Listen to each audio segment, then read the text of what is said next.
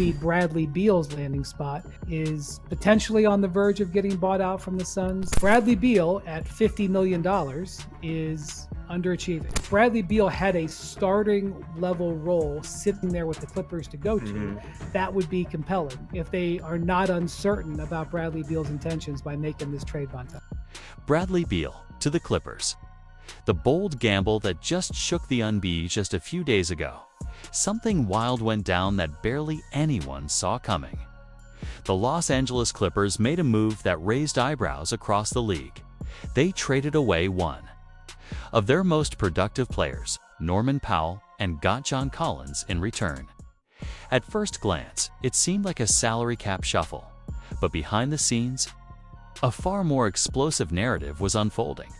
Reports quickly surfaced that the Phoenix Suns and Bradley Beal were nearing a buyout agreement, one that would send shockwaves through the Western Conference. And in a stunning twist, the Clippers immediately emerged as the overwhelming frontrunners to land Bell once he hit free agency. Let's break this down. The Clippers didn't just trade Powell for nothing. Powell was averaging 21.8 points per game, shooting a scorching 41.8% from three. He was a core piece of their offense. But this trade wasn't about stats. It was about clearing room for something bigger.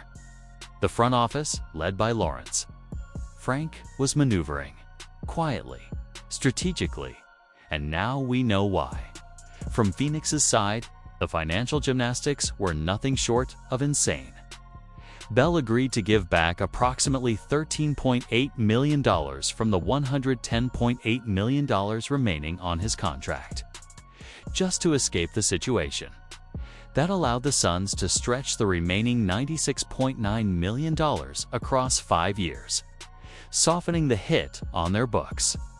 In return, Bell becomes a free agent, and the Clippers are now offering him a modest $5.3 million using their leftover mid-level exception.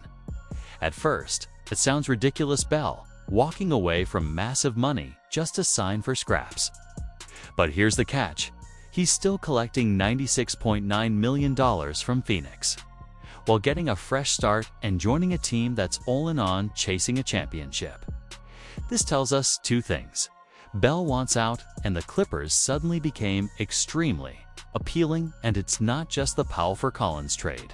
This offseason, the Clippers quietly built a roster that looks like it's designed for one last dance, a true shot at that elusive championship start with Brook Lopez. The Clippers signed the veteran big man to a team-friendly 2-year, $18 million deal.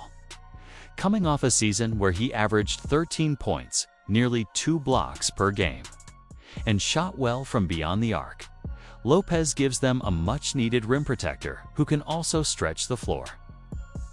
Pairing him with Ivica Zubac provides defensive insurance and lineup flexibility. Then came the big one. James Harden re-signed on a 2-year, $81.5 million deal with a player option that ensures their offensive engine remains intact. Harden might not be in MVP form anymore, but his playmaking is still elite.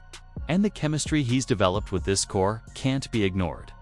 And in the draft, the Clippers made a sneaky good pick. They took Yannick Kona, 30th overall, a 6 feet 11 inches shot-blocking menace who led the Big Ten in blocks. He's raw, but with upside. More importantly, he adds depth and rim protection, something this team has needed for years. But let's go back to Bradley Beal, because this is where things get complicated. The reaction to this potential signing? Mixed. A lot of fans and analysts aren't buying the hype. The comment sections and forums are flooded with takes like, why should we care about Bell? Or he's overrated. Empty stats. Can't stay healthy. And to some extent, they're not wrong. Bell's 2024-25 campaign in Phoenix was far from impressive. He averaged just 17 points per game, his lowest since 2014-15. Yes. He shot an efficient 49.7% from the field and 38.6% from three. But he wasn't the same alpha scorer we saw in Washington. He was playing third fiddle to Kevin Durant and Devin Booker, and he looked like a diminished version of his former self. The advanced metrics, they tell a similar story. His PER dropped to 14.66, significantly lower than his career average of 18.1. Defensively, he was often a liability. And the elephant in the room. Injuries. Bell hasn't played more than 60 games in a season for 5 straight years. Last season alone, he missed 29 games, calf injuries, hamstring strains, knee swelling. The list goes on. And when you consider the Clippers' own injury history, especially with Kawhi Leonard, that's fair to ask.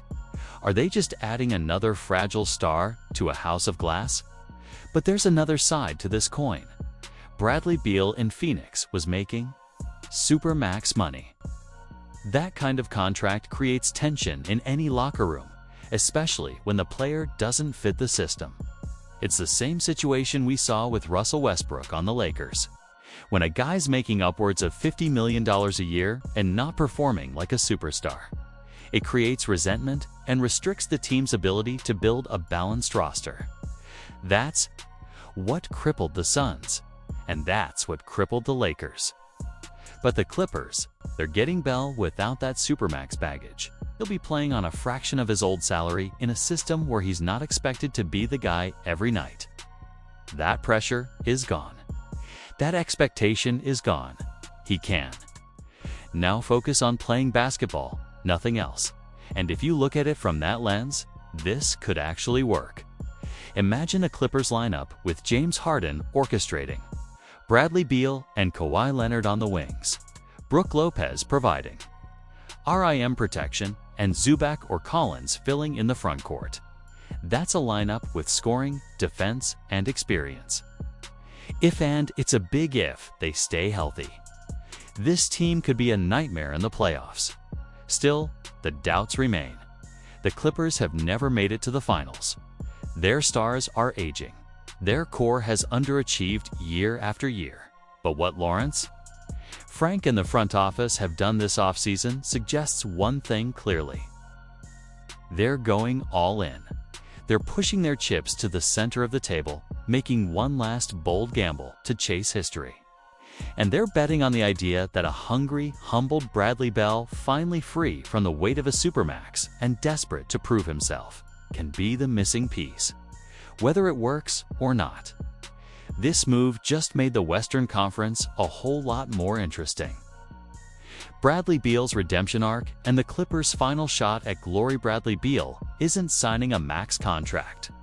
He's not even signing for half of that.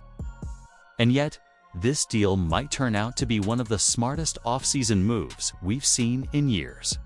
What makes it so significant isn't just the number, it's what it represents. In Phoenix, Bell took on a lesser role, operating as the third option behind Kevin Durant and Devin Booker. That experience, as humbling as it was, proved something critical. He can thrive as a complementary player, and that's exactly what the Clippers need. Bell's elite three-point shooting adds crucial spacing to a lineup built around James Harden's drives and Kawhi Leonard's mid-range dominance. At 32 years old, Bell is entering the season with something to prove. Last year was a disaster in Phoenix, marred by injuries and inconsistency.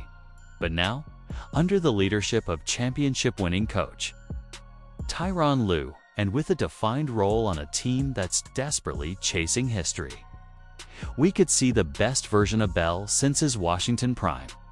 And I say that as a Lakers fan. I want these guys to lose. But even I have to admit, the Clippers might have pulled off something special here.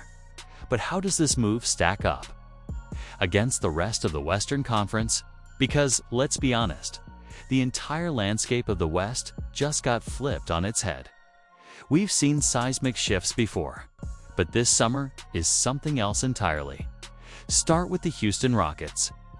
They made the biggest trade of the offseason, acquiring Kevin Durant in a shocking deal that sent Jalen Green, Dillon Brooks, and the 10th overall pick to the Suns. KD now joins Alperen Enan and Ime Udoka in a revamped roster that suddenly transforms last year's number 2 seed into a full-fledged title contender.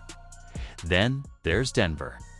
The Nuggets went through coaching drama, but they quietly reshaped their roster in a way that's both cost-effective and smart. They traded Michael Porter Jr. for Cam Johnson, a move that lowers their luxury tax hit while bringing in a 3-and-D forward who fits perfectly next to Nikola Jokic. They also brought back Bruce Brown and signed Jonas Valanciunas, although some chemistry issues are already bubbling under the surface. Even the Lakers made waves. They signed DeAndre Ayton after a buyout with Portland, pairing the former number 1 pick with LeBron James, and in another shocking move, Luka Doncic, who arrived via a complex 3-team deal. With LeBron extending his career and Luka taking the reins, the Lakers have reloaded in a big way, and that's not all.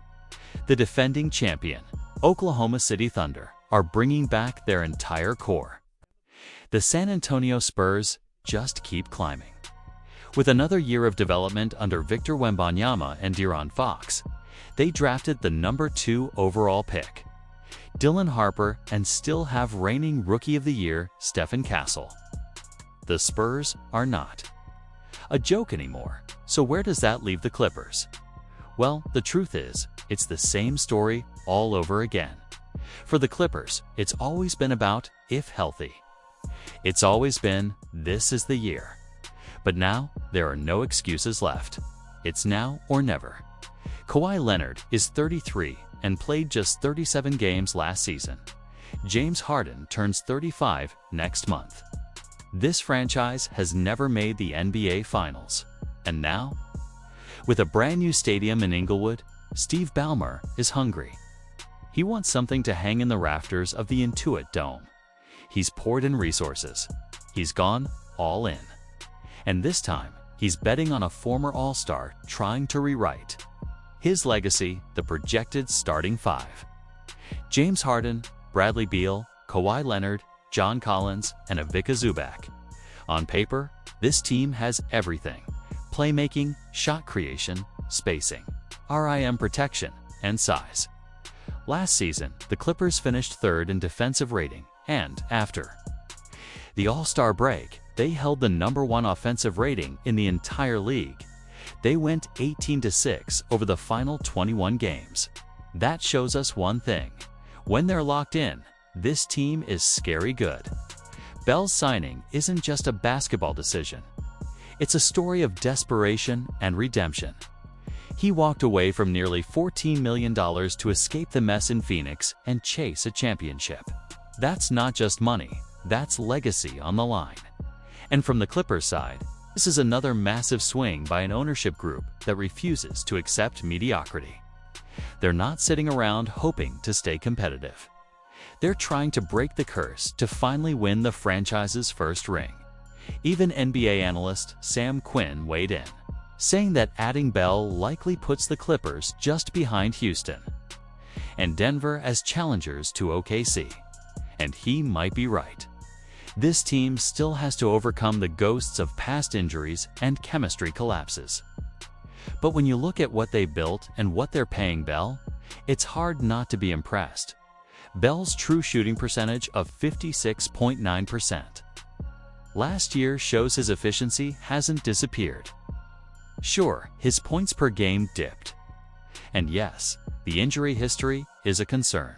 But for what the Clippers are paying near veteran minimum money, this is a steal, and this isn't some washed-up former star. Bell can still put up 20 points a night. He fits perfectly next to Harden and Kawhi, and he's coming into a system where expectations are realistic. The structure is strong, and the goal is simple. Win now. Does it instantly make the Clippers the team to beat in the West?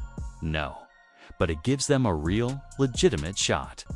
And when you've been chasing history for as long as the Clippers have, a shot is all you need.